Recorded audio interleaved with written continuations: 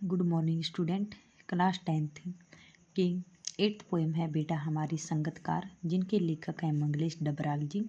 इसके first paragraph की व्याख्या हम कल कर चुके थे। आज है हमारी सेकंड पैराग्राफ की व्याख्या।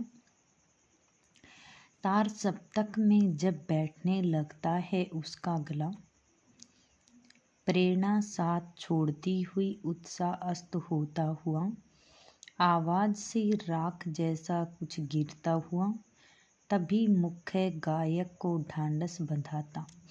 सबसे पहले हम इसका प्रसंग लिखेंगे। प्रस्तुत पद्यांश हमारी हिंदी की पाठ्य पुस्तक अस्तिज भाग 2 में संकलित संगतकार नामक कविता से ली गई हैं। इनमें इनके लेखक मंगलेश डबराल जी हैं।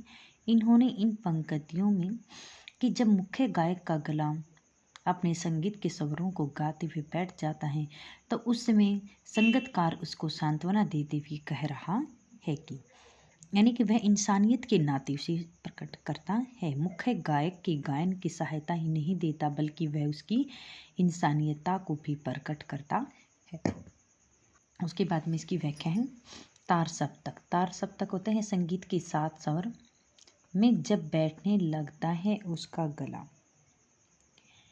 यानी कि जब मुख्य गायक, इसमें कोई कहता है कि जब मुख्य गायक अपने संगीत के स्वरों को गाने में इतना अधिक लीन हो जाता है, यानी कि जब वह ऊंची व तेज आवाज में गाता है तो उसका गला बैठ जाता है।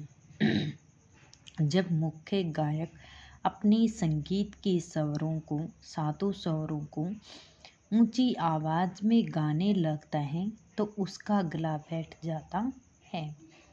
उस समय क्या होती है, प्रेरणा साथ छोड़ती हुई, उस समय उसकी प्रेरणा भी उसका साथ छोड़ देती है और उसका उत्साह भी समाप्त होता जा रहा है।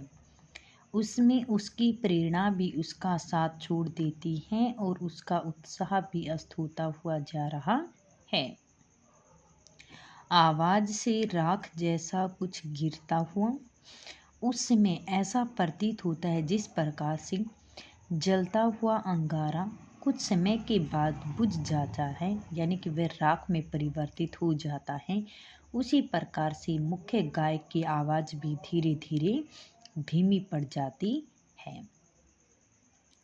तभी मुख्य गायक को ढांढस बंधाता है और उस समय मुख्य गायक को संगतकार सांत्वना देते हुए कहता है कि जब मुख्य गायक का स्वर गिरने लगता है तो उस समय क्या होता है, उस समय संगतकार उस मुख्य गायक को सांत्वना देते हुए कह रहा है कि कहीं से चला आता है संगतकार का स्वर, और उसमें संगतकार का स्वर भी उसका साथ देने के लिए पता नहीं कहाँ से आ जाता है।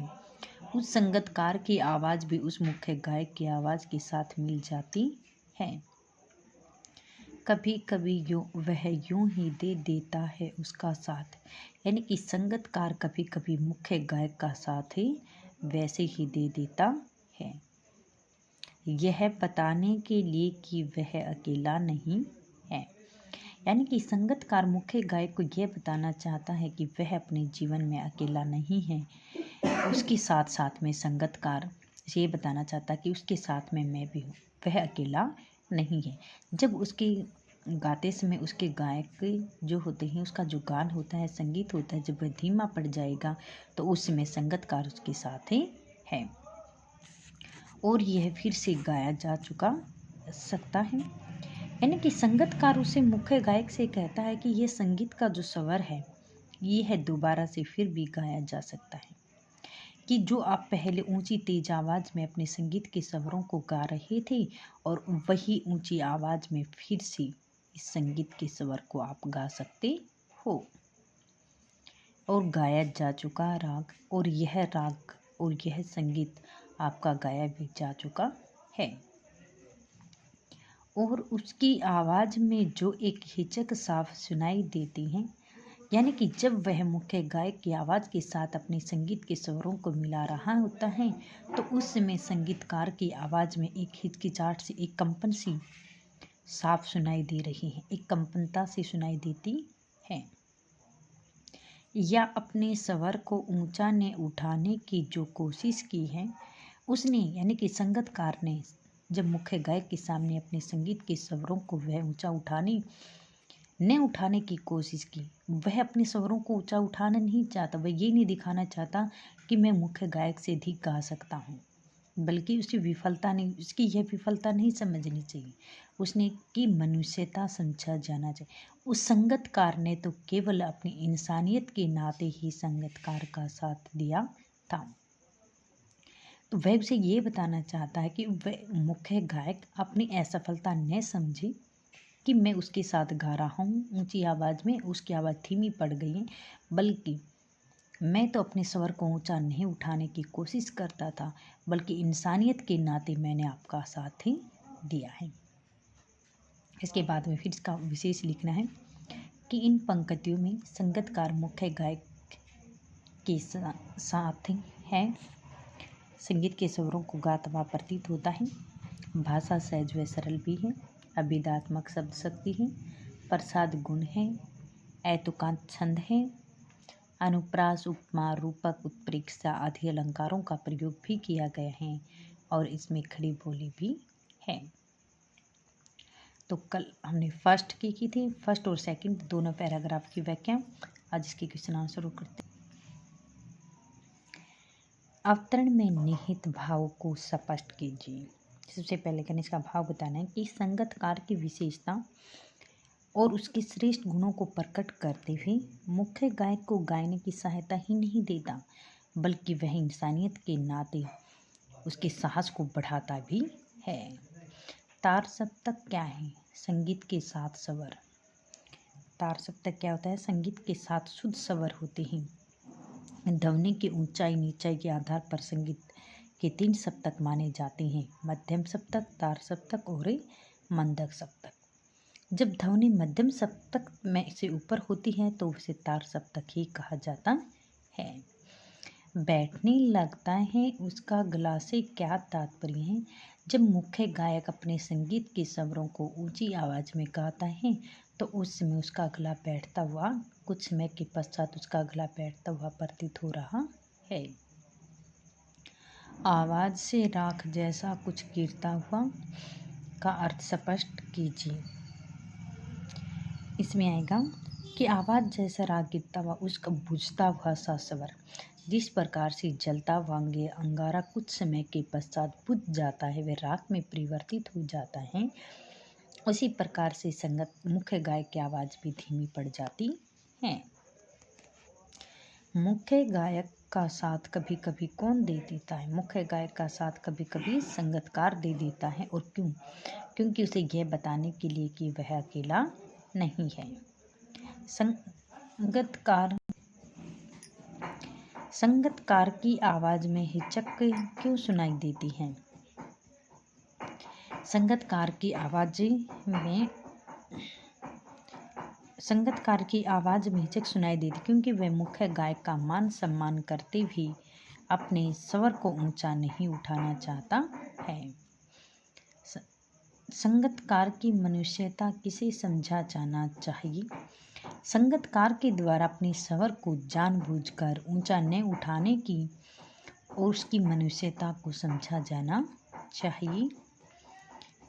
संगीतकार ने अपने स्वर को ऊंचा उठाने की कोशिश क्यों नहीं की? संगीतकार ने जानबूझकर अपने स्वर को ऊंचा उठाने की कोशिश नहीं की क्योंकि वह मुख्य गायक के प्रति अपने आदर भाव और मनुष्यता के नाते वह ऐसा नहीं करना चाहता था। इसमें कवि ने किस बोली का प्रयोग किया है? खड़ी बोली का प्रयोग किया है। किस काव्य गुण है? प्रसाद काव्य गुण है। छंद कौन सा है? मुक्तक छंद है। रस कौन सा है? इसमें शांत रस। इसमें शांत रस का प्रयोग किया गया है। किस प्रकार के शब्दों की अधिकता है? सामान्य बोलचाल के शब्दों की अधिकता है। किस शब्द शक्ति के कथन को सरलता प्रदान किया? विधात्मक उपमा, पुनरुक्ति आदि अलंकारों का इसमें प्रयोग भी किया गया है। यदि आता है कि इन पंक्तियों का काव्य सौंदर्य स्पष्ट कीजिए, तो काव्य में क्या लिखने कि इन पंक्तियों में कवि ने संगीतकार की निपुणता और श्रेष्ठ मानसिकता की ओर संकेत किया गया है।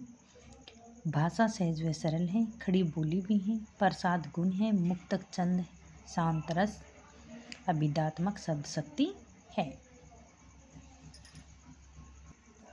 कुछ नहीं, संगतकार के माध्यम से कवि किस प्रकार के व्यक्तियों की ओर संकेत करना चाह रहा है।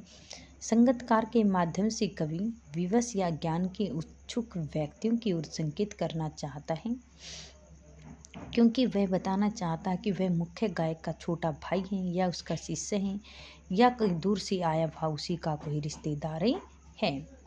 ऐसा ही सगा संबंधी है जिसके गायन की कला को वह सीखना विशेष चाहता है। संगतकार जैसे व्यक्ति संगीत के अलावा और किन किन क्षेत्रों में दिखाई देते हैं। संगतकार जैसे व्यक्ति संगीत के अलावा जीवन के हर क्षेत्र में दिखाई देते हैं, जैसे साइकिल, स्कूटर, मोटर आदि ठीक करने वाले कारीगर, काम करने वाले लड़के संगतकार की तरह काम सीखते हैं और फिर वह का कार्य करते हैं। मूर्तिकार रंग रोगन, नल नील आदि अपने गुरु के कार्य सीख लेते हैं। संगतकार किन किन रूपों में मुख्य गायक गायिकाओं की मदद करते हैं। संगतकार मुख्य रूप से गायक गायिकाओं के साथ सहसहायक हैं, सहगायिका के रूप में तथा वाद्य यंत्र बजाने में स्पष्ट करते हैं। यदि आता है इन पंक्तियों का भाव स्पष्ट कीजिए, तो इनमें भाव में क्या है और उसकी आवाज़ में जो एक हिचक साफ सुनाई देती हैं या अपने स्वर को ऊंचा ने उठाने की। कभी कभी संगतकार मुख्य गायक का साथ देने के लिए यह गाता है कि वह अस्पष्ट रूप से यह चाहता है कि जो राग पहले गा जा चुका है, वह कहता है कि उसकी हिचक जो राग पहले गाया जा चुका है उसकी आवाज़ में एक हिचक सी साफ सुनाई देती हैं। वह अपने स्वर को ऊंचा उठाने की कोशिश नहीं करता, इसे कि क्योंकि वह उसकी विफलता नहीं समझना चाहिए, बल्कि उसकी मनुष्यता समझना चाहिए, क्योंकि किसी अवस्था में वह मुख्य गायक के अहम को ठेस नहीं पहुंचाना चाहता था। वह तो उसका शिष्य है, बड़प्पन है इस बात की वह मुख्य गायक की मान सम्मान की ध्यान रखता है। नहीं तो वह अपने स्वर को ऊंचा उठा सकता है, लेकिन वह इसलिए नहीं उठाना चाहता क्योंकि वह इसे ये नहीं बताना चाहता क्योंकि ऐसा करके उसके मुख्य गायक को ठेस पहुंचेगी। तो इसके लिए वह कहता है कि मेरी विफलता नहीं समझनी चाहिए, बल्कि मनुष्यता के नाते, इंसानियत के नाते मैंने ऐसा किया है। संगतकार किसकी रचना है? मंगलेश डबराल जी की है। मुख्य गायक के साथ स्वर कौन साधता है? मुख्य गायक के साथ स्वर कौन साधता है? संगतकार। संगतकार का स्वर कैसा है? संगतकार का स्वर कैसा था? कंपनशील भी था, सुंदर भी था और कमजोर भी था, यानी कि तीनों थे। मुख्य गायक का स्वर किसमें खो जाता है? जटिल तानों के जंगल में खो जाता है। मुख्य गायक किस धारा में खो गया था? संगीत के अलौकिक आनंद में। संगतकार मुख्य गायक को क्या याद दिलाता है? उसका बचपन याद दिलाता है, जब उसने बचपन में अंगुलियां पकड़कर चलना सीखना प्रारंभ ही किया था। मुख्य गायक का गला किस कारण बैठ जाता है? जब वह अपने संगीत के स्वर को ऊंचे स्वर के कारण ऊंची आवाज़ में गाने लगता है, तो उसमें उसका गला बैठता हुआ सा प्रतीत होता है। आवाज़ से राख जैसा कुछ गिरता हुआ से क्या तात्पर्य है? बूझता हुआ स्वर, यानी कि काफ़ी तेज ऊंची आवाज़ में गाने के पश्चात कुछ समय के पश्चात उसका स्वर धीमा पड़ जाता है। मुख्य गायक को कौन ढांढस बंधाता है? ना तो कवि, ना श्रोतागण, ना परिवार वाले। कौन बंधाते हैं? संगतकार ही उसे साथ बंधाते हैं। संगतकार की मनुष्यता किसे समझा जाना चाहिए? किसे समझा जाना चाहिए? चुपचाप बैठे रहने से, मुख्य गायक को अच्छा पाने योग्य से, अपना पुरस्कार मुख्य गायक को देने से, या अपने स्वर को जानबूझकर न उठाने से। कौन सा आएगा? अपने स्वर को जानबूझकर संगतकार ने ऊंचा न उठाया था। अगला है, संगतकार अपना स्वर ऊंचा क्यों नहीं उठाता? क्यों उसे गाना नहीं आता? क्योंकि उसकी आवाज़ अच्छी नहीं है, क्योंकि वह मुख्य गायक का आदर करता है, क्योंकि वह मुख्य गायक का आदर करता है, इसलिए वह अपने स्वर को ऊंचा नहीं उठाना चाहता। संगतकार कविता में कथन को सरलता किस शब्द शक्ति में प्रधानता है? अभिधात्मक शब्द शक्ति में प्रधानता है। तो ये कुछ ऑप्शन टाइप्स हैं अभ्यास के और ये व्याख्या। Right plus learn.